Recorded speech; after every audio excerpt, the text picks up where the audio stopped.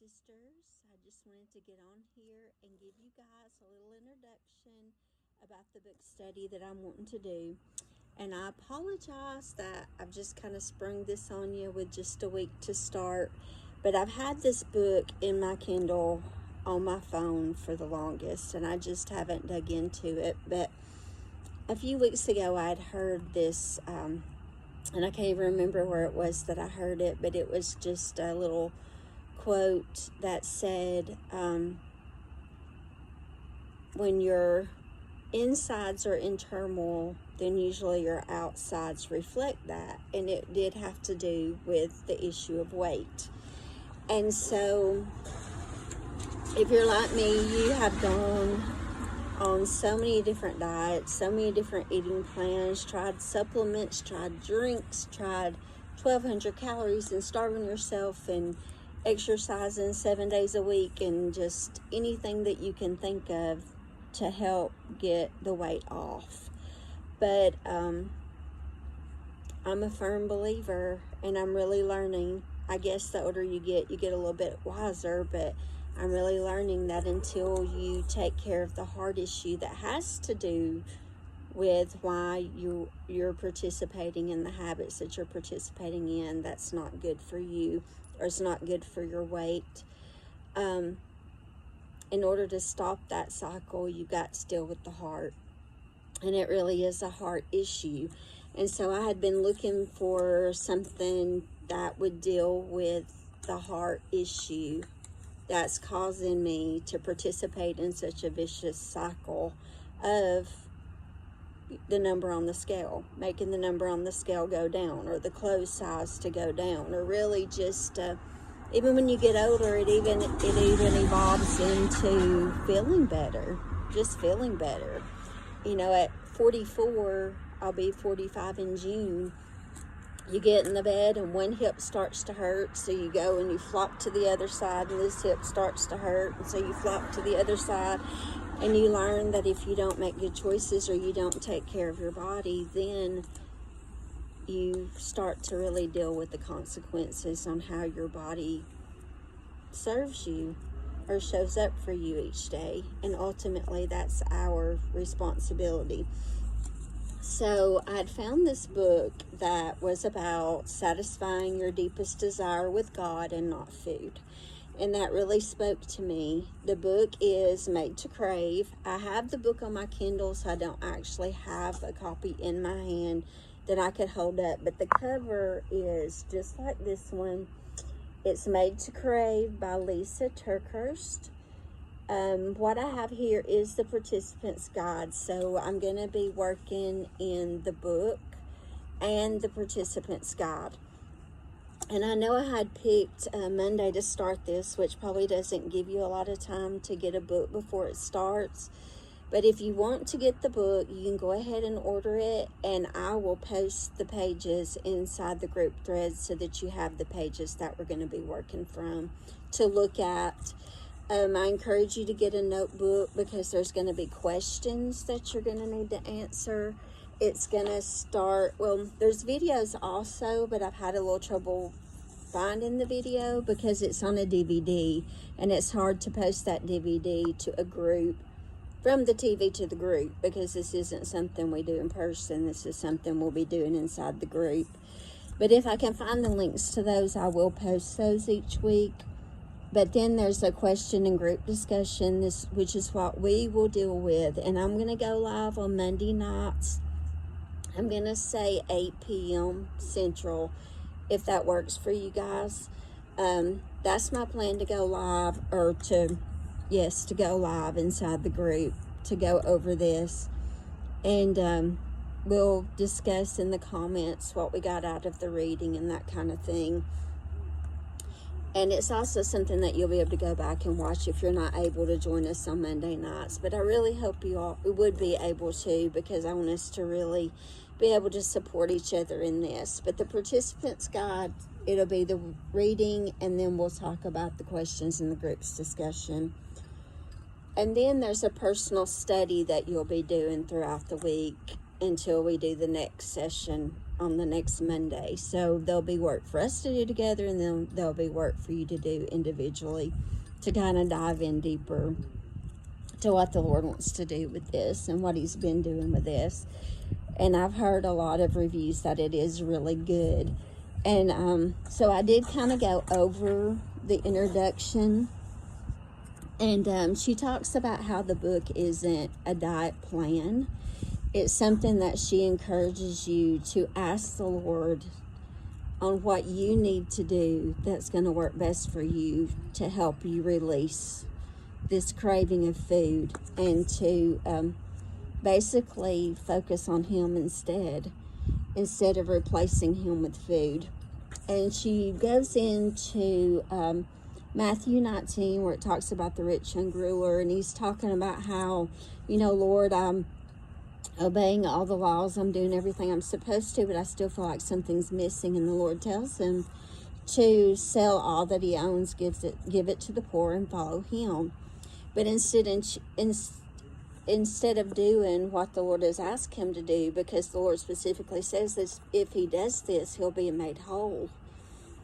And instead of him doing this so that he can be made whole in Christ, he just leaves sad because he wasn't willing to give up his money to do that, to be made whole.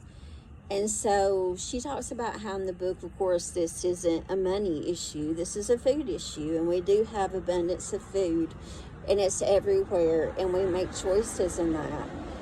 But I think the real issue is we have a problem with being made whole when we choose to replace going to God when we need to be satisfied, or going to God when we need comfort, or going to God when we're stressed, or going to God when we just feel like we're lacking something. But instead of making God our comfort and what satisfies us, we tend to go to food for that, to make us feel better, for that instant gratification because it tastes good. But it's really robbing our heart and our soul of something deep down that benefits us, and that's hindering our relationship with God. And so I'm really excited about this. I feel like that it's something that ultimately is going to bring us closer to God, but it's also going to bring wholeness to us, which is something that we've talked about many times, is about being made whole. And she also talks about how it's not just about a number on a scale, it's about finding peace. Because this is something that we consume ourselves with from the time that we wake up to the time that we go to bed tonight, or, at night. So we're getting up, we're weighing, we're seeing what the number says and how well we've done, or how bad we've done, or how much damage we've done to ourselves as far as our weight goes. And then we think about what we're having for breakfast, and then before we get done with breakfast, we're going to think about what we're going to have for lunch. And then when we get done with lunch, we're going to think, I think I'm going to need a snack about 3 o'clock. And then you're going to get you a snack, and then it's going to be supper time, and it's, what are we going to eat for supper? And some of us are snackers, so we snack until we go to bed.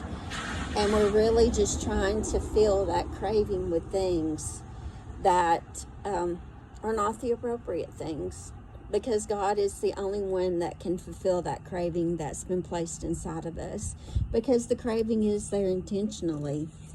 Is there so that we will always crave after God, but instead we choose to fill it with other things, and food is being one of those things. And so she talks about how it's a physical thing. Of course, like I said, it affects our body. We start hurting. We start having health issues. We just don't feel our best. We don't have the energy. It even affects our moods. It makes us grouchy. So it's a physical thing. It's a mental thing, because if you don't get control over this craving, it robs your peace every day. And so that's something that, I'm not willing to give up anymore. And another thing that she talks about is how, it's a spiritual thing, it's a mental thing, it's a physical thing. So the spiritual thing is that we're choosing food to satisfy a need that ultimately we should be going to God to satisfy. And so I feel like if we really want to see results in our in our health and in our outward appearance, because I don't want people to look at me and think she's just out of control, because that is something that we have to exercise when it comes to our weight or our health, is practicing self-control, and that's not really an easy thing to do. And so we'll be getting into this a whole lot more, but I really think the key to being your best is dealing with the heart. It's a heart issue, and I don't think any diet or plan or supplement or anything that you try to do to lose weight is going to be successful and is going to last if you don't deal with what's going on in here that's causing you to overeat or practice these habits that are keeping you bound. And so I just wanted to do a little bit of introduction just to kind of lead into this. And so we'll meet back here on Monday night at 8 Central. I will go live and I'll talk to you about what's in the book, and we'll discuss the questions that are in the book. And be ready just to find freedom. You have to be ready to. Like she said, it's not a have and how to. I mean, some of us are professional dieters. We've dieted so much that you couldn't tell us another thing about dieting because we know we've practiced it all. But it's about wanting to make that change. And I think what's going to help us want to make it is seeing how we're not whole if we're not dealing with this, if we're not healing this that's causing us to lack the self-control that we need to be healthy in our minds and in our bodies. So if you need help getting the book, let me know. If you want to invite friends to go on this journey with you, invite them to the group. We're just all here together to support each other and love each other and pray for each other and become better, and most of all, just to reach that place to where we really feel whole. And so I'm excited about that, and I'm excited about doing this with you. So if you have any questions, just let me know. I can't wait to get started with you guys. I really think it's going to be a good thing in more ways than one. So I love you, my sisters. If you need me, you know where I'm at, and I'm here for you always. And we will talk soon. Good night.